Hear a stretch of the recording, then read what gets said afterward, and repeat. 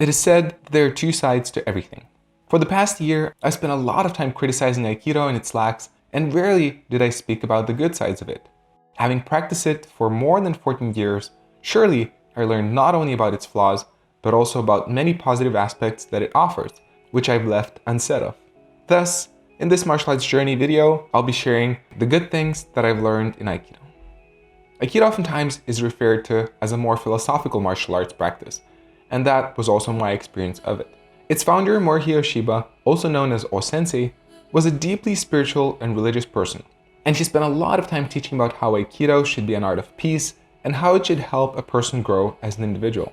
Being exposed to this philosophy all the time definitely had an impact on me. The teaching, which probably had most impact on me, is known as Masagatsu Agatsu, or in other words, true victory is victory over yourself. I have found that many martial arts promote overcoming the ego, yet Aikido's unique approach to promoting it through non-competition and having no form of tournaments aside a single style called Shodokan Aikido shaped me into appreciating that life is not all about winning. In Aikido, you always perform the role of either the defender, known as Nage or Tori, or the attacker, Uke. When I first started learning Aikido at 14 years old, I was still internally driven by competitiveness, and in the beginning I could not comprehend. How come during the training I will have to be quote-unquote winning against my attackers only half of the time, even if I would be better than them? And the other half of the time, I will consciously have to allow myself to be beaten. While I was not happy about this principle to begin with, years later, I learned how much it helped me grow as an individual. Through this way of training, I first of all learned that sometimes being defeated is an inseparable part of life, which should be accepted, appreciated, and that it should not be resisted against all the time. Being attached to victory all the time can be a great source of stress, and to learn to sometimes allow yourself to lose can actually be relieving and healthy. Only years later, when I started training combat sports, I realized how much this attitude helped me here as well. Not always trying to win would not prevent me from trying to become better or learning from my mistakes. Instead, not being attached to wanting to achieve obvious success, I learned to find my winnings in other, more subtle places and to appreciate them. For example, without this attitude, I would have never been able to make the Aikido versus MMA video, where my supposed loss in the ring became a positive, life-changing event. Also, this type of attitude gave me the strength to deal better with my losses in Brazilian Jiu-Jitsu, allowing me to take up the challenge and to be more receptive to it as a learning opportunity. The philosophy of Aikido also emphasizes understanding that we are part of the whole. It is an important realization that the world does not revolve around us and that we're all dependent on each other. This not only helps us to take up responsibility, but also encourages empathy and better understanding where other people come from. In Aikido's philosophy, the concept of an enemy is shunned, since, as it is explained, one who we see as an enemy is also in reality a human being who may also have a family or others who care about him. It may be that he is having a difficult time in his life, and it is our responsibility to help him or wake him up. This does not mean that we do not see him as a threat, if he is posing one, yet this empathic approach potentially opens up other creative solutions, such as finding rapport with the attacker without needing to hurt him, or using only as much force as necessary, which also leads to less trouble later and more opportunities to connect with the attacker after the conflict is physically resolved. This understanding of being part of the whole is also emphasized in Aikido by the switching of roles mechanics, since you are all the time helping each other to learn and grow by offering yourself as the attacker. Through training this way, I learned to think not only about myself and how to dominate others, but also to care, to be there for others, and to help them in their learning process, which I feel is a very valuable trait. On a more physical level, another thing that I came to appreciate, which Aikido helped me develop, was the fact that I had to learn so many different and complicated techniques, which taught me the skills to understand body mechanics and to pick up various other techniques from different martial arts more easily. In Aikido, there is such a strong emphasis to understand small details and principles that this definitely led to being able to see more, better memorization, and comprehension of even the smallest of details, which is very useful to me in learning new martial arts.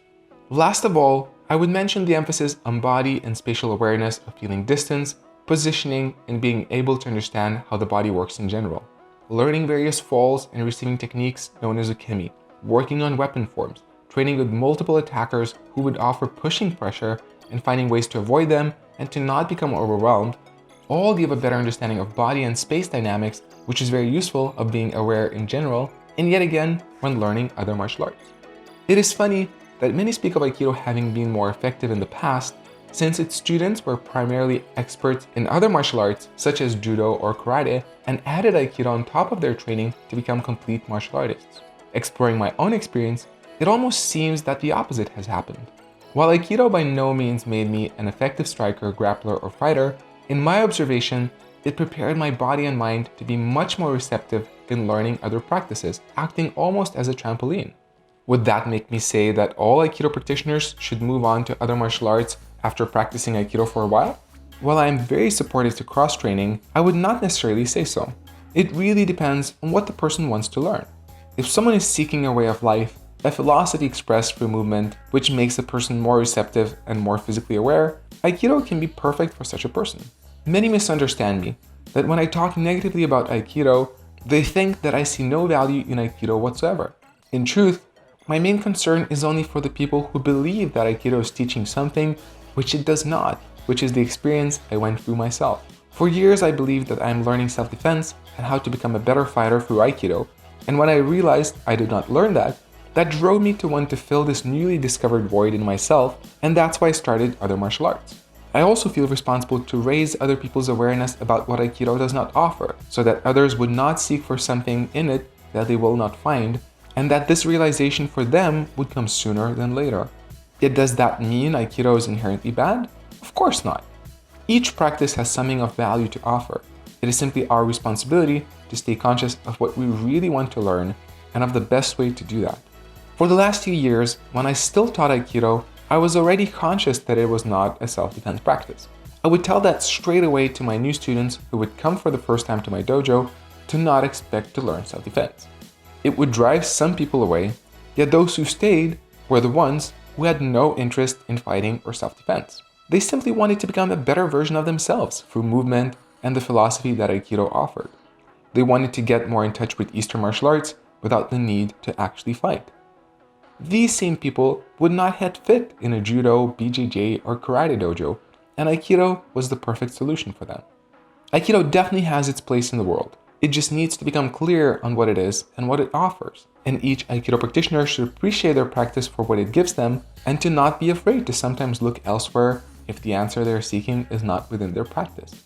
As I said in the beginning, there are always two sides to everything, and it is important to be conscious of them both, being able to appreciate the benefits and also recognizing the flaws. As long as we can do that and we train the right practice for the right reasons, many martial arts may have a positive impact on our lives.